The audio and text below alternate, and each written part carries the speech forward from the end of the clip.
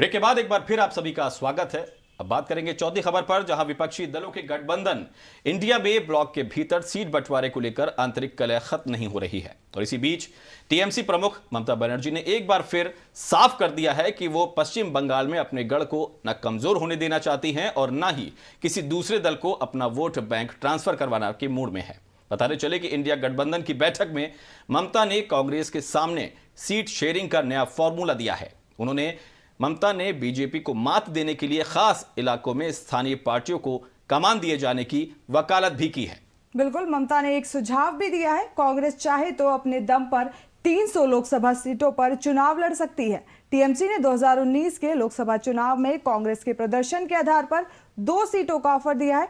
कांग्रेस को यह प्रस्ताव नागवार गुजरा और दोनों पार्टियों के बीच तनाव बढ़ गया। अधीर रंजन चौधरी ने सीधे टीएमसी प्रमुख ममता बनर्जी को निशाने पर लिया था और कहा था कि वो टीएमसी से सीटों की भीख नहीं मांगेंगे। दरअसल इंडिया गठबंधन में पश्चिम बंगाल में सीट शेयरिंग पर पेच फंसा हुआ है। ये रणनीति लोकसभा चुनाव में बीजेपी से मुलाकात करने के लिए सत्तारूढ़ टीएमसी अलायंस को लीड करना चाहती है। सीपीएम के नेतृत्व वाला वाम मोर्चा कांग्रेस और टीएमसी 28 पार्टियों वाले विपक्षी गठबंधन इंडिया ब्लॉक का हिस्सा है। हालांकि पश्चिम बंगाल में सीपीएम और कांग्रेस के नेता लगातार टीएमसी के खिलाफ हमलावर देखे जा रहे हैं।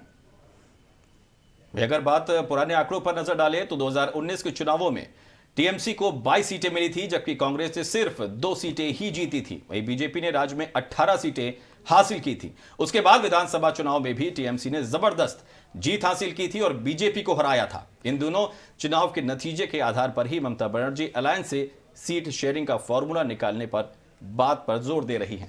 जी बिल्कुल, तो लगातार इंडिया गठबंधन में आए दिन सीट शेयरिंग को लेकर विवाद देखा जा रहा है। इसी बीच अब जो ममता बनर्जी है उनको लेकर अधीर रंजन चौधरी का बयान सामने आया है।